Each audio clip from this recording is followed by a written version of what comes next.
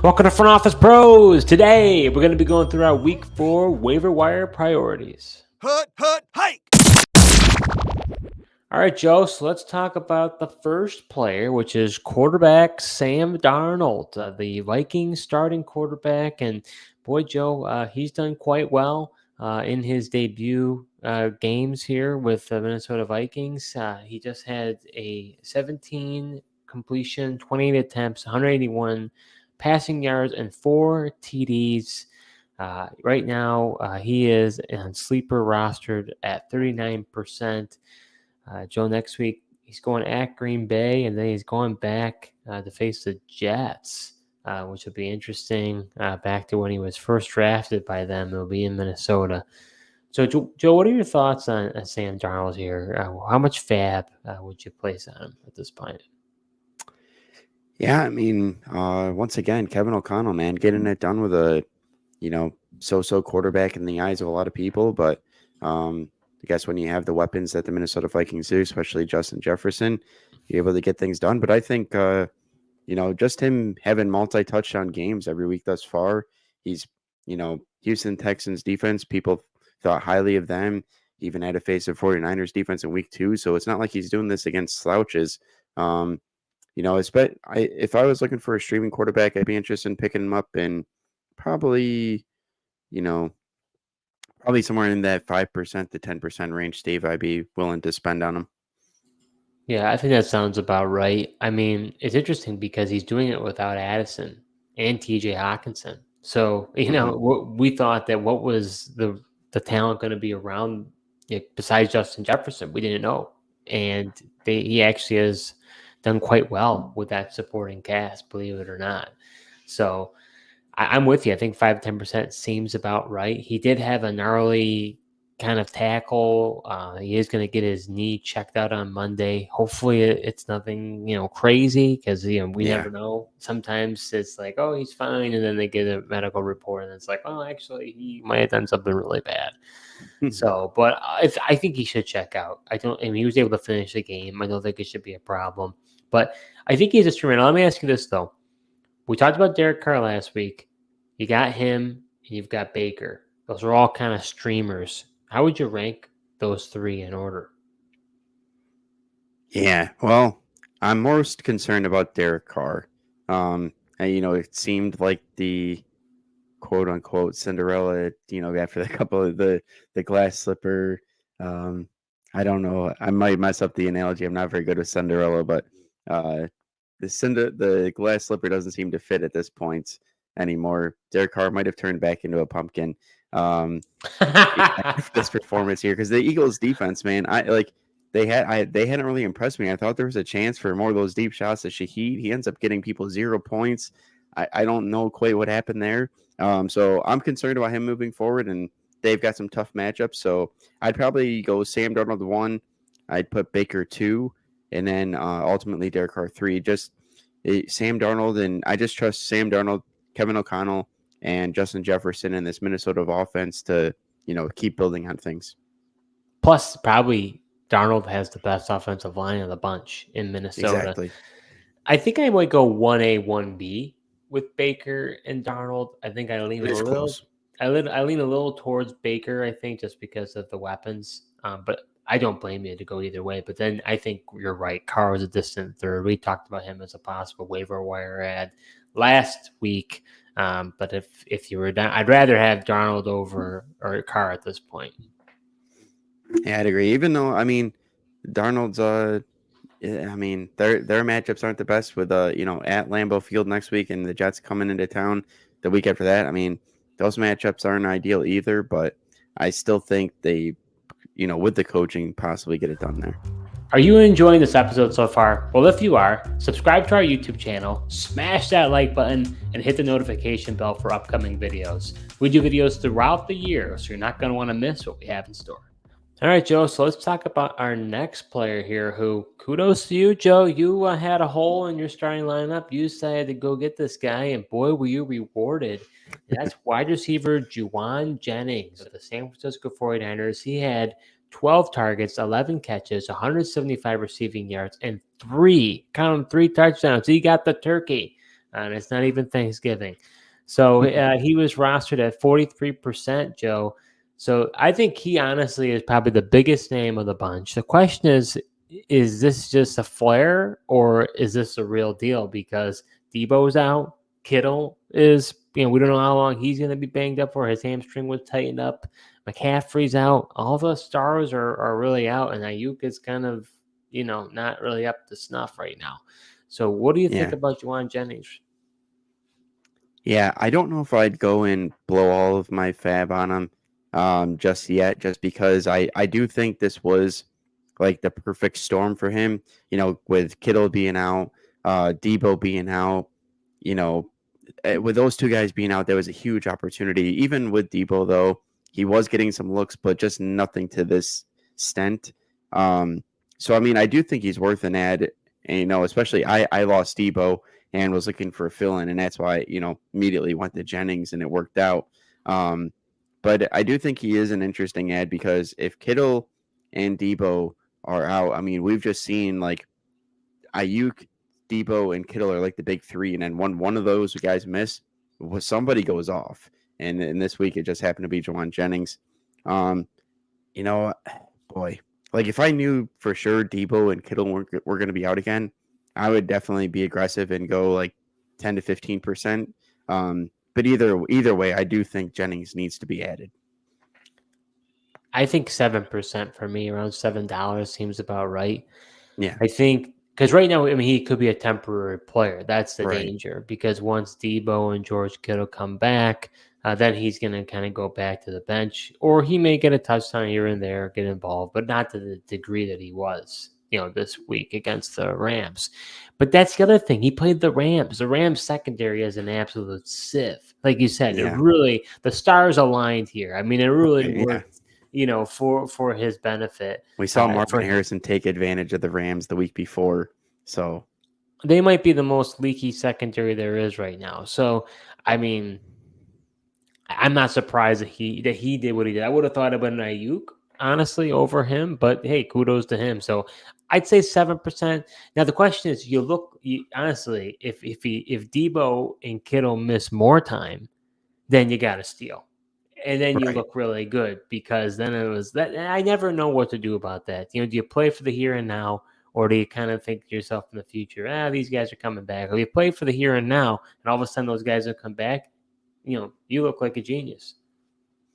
Yeah, and I mean, we know, Debo and Kittle are both susceptible to being injured. Their physical style of play leads to injuries.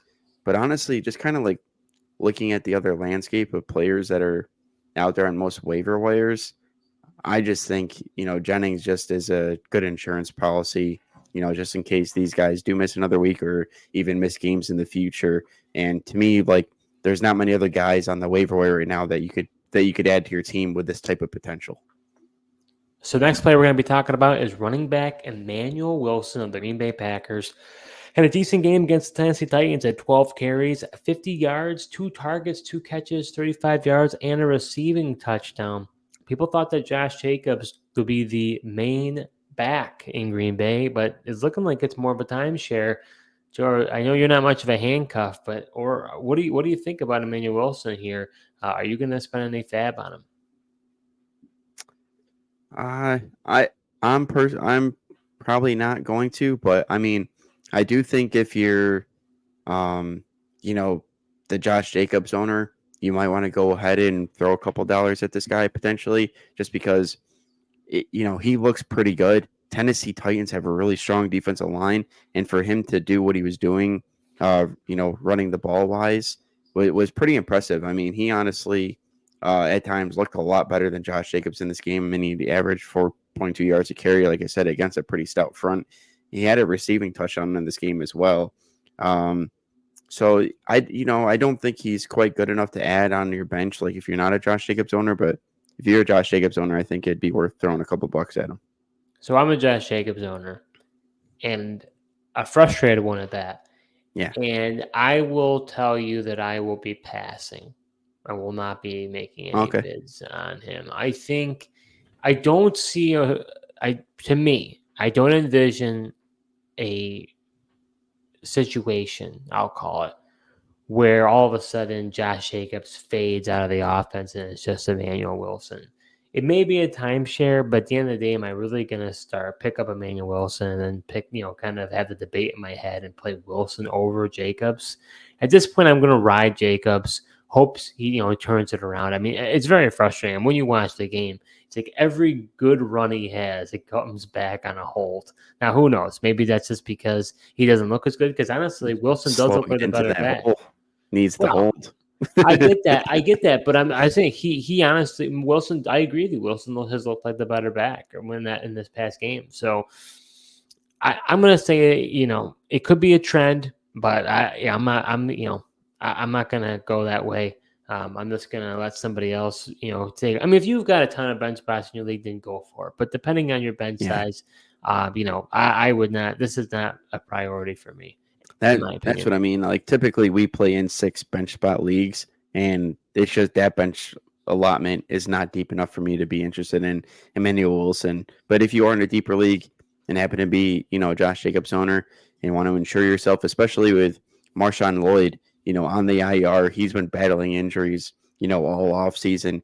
So Emmanuel Wilson, if Josh Jacobs were to go down, could in fact just be the guy. Next player we're going to be talking about is wide receiver Allen Lazard, a favorite of yours, Joe, for quite some time here.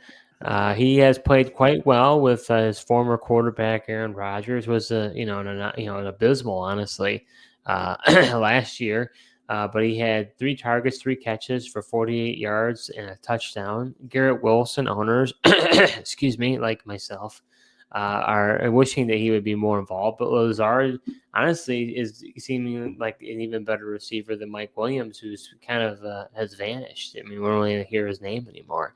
So, what do you think about Allen Lazard, Joe? Is he worth rostering in leagues? He's currently rostered at a amount of 40%.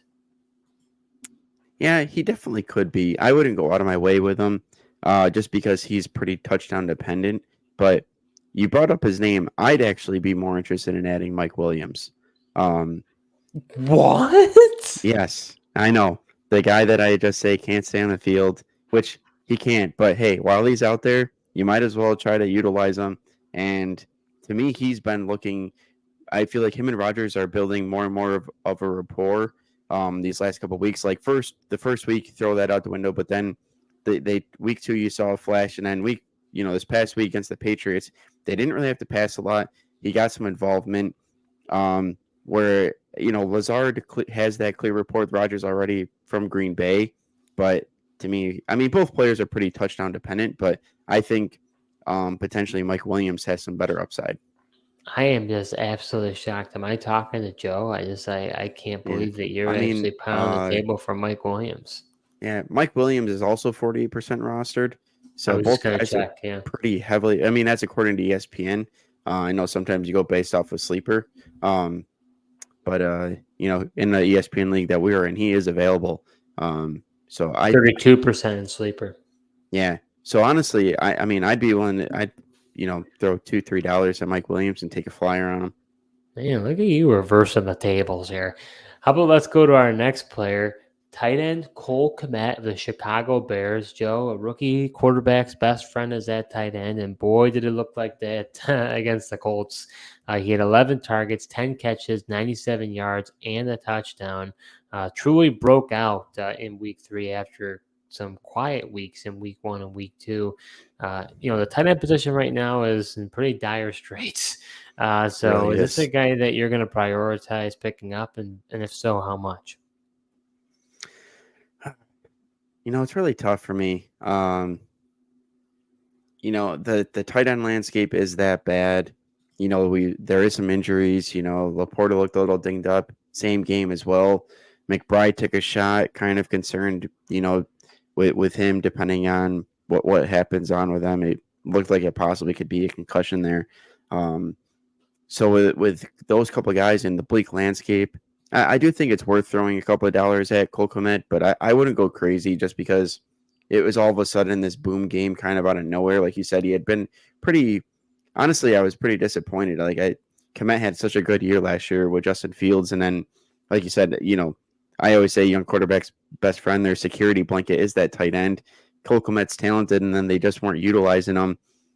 And I think eventually too, like DJ Moore is clearly showing his frustration. Some point the squeaky wheel gets the grease there. That comes into play. I do, like I said, I wouldn't go crazy. $2-3 on Kmet and kind of maybe see what happens. And who knows, maybe you're in just dire straits with this tight end landscape and you like have to play him. I think $2 or $3 makes sense. I wondered if Gerald Everett was going to be more involved, because obviously the offensive coordinator Shane Waldron, they have some tie back together. So to me, I was like, okay, because of the connections, maybe we see Everett more on the field and get more involved. Hasn't really been the case from what I know off the top of my head here. He's gotten some targets, but he just doesn't look all that great. But that was the missed signal thing too. Like they pay Kmet, but then they go ahead and get Everett in. And like you said, they have their, Waldron has the rapport with Everett. So it's kind of like mixed signals. But, I think talent will come out. And to me, Kmet is the more talented tight end. Well, before we close the episode out, Joe, I'm going to do an extra bonus. Since you did a bonus last time, I'm going to do a bonus. I know, a bonus pick here. Running back Bucky Irving. Now, Joe, you might find this interesting. I know, when I got to take a victory lap, I got to take a victory lap. But you told me early on that you weren't worried about Bucky Irving and that, it was a nothing burger, I think is what you called it in the past. Well, wouldn't you know, he hasn't had a lot of attempts, but wouldn't you know, over the first 3 games of the season, he has been the leading rusher for the Tampa Bay Buccaneers. That's right. He has outperformed Rashad Wright in the running category as far as rushing yards. So, guy looks explosive, man. I mean, I don't know about you. Watching the Broncos game, he looked really good. And, Rashad White, if he gets injured, he gets dinged up, this guy could really just take over the backfield. And I think that the backfield is trying to trend his direction. So I really like Bucky Irving. I think I would only do a few bucks for, no pun intended, for Bucky Irving. But I think it could be a good bench spot to hold for him because I think better things are to come for him in the future. Yeah, they definitely could be. I mean, he honestly looked more explosive than I thought, in this game here. But I don't know. It's tough for me to be excited about him. Like, even if he is the leader, like he's never had more than 9 carries. And nobody really, drafted Rashad White for his rushing ability. It was mainly because of his PPR upside and then just, pure amount of carries and everything. We all know he's an inefficient back. But I'm just curious, what the running back role is even in this Tampa Bay Buccaneers offense. I mean, this was a game too where they were down a lot and even had a pass, and he still only had 3 receptions in this game. He had 2 week 1, none against Detroit. So involvement still probably needs to improve a little bit. But I wouldn't blame you though for slapping a couple bucks on there because if he, like you said, if he does get the opportunity there, he did look more explosive than I thought he would look. So that does it for this episode. We talked about some week 4 waiver ads, some of our favorites and some that, hey, people may think it's a must add, but we're kind of telling you to avoid them. Thank you so much for tuning in, and until next time.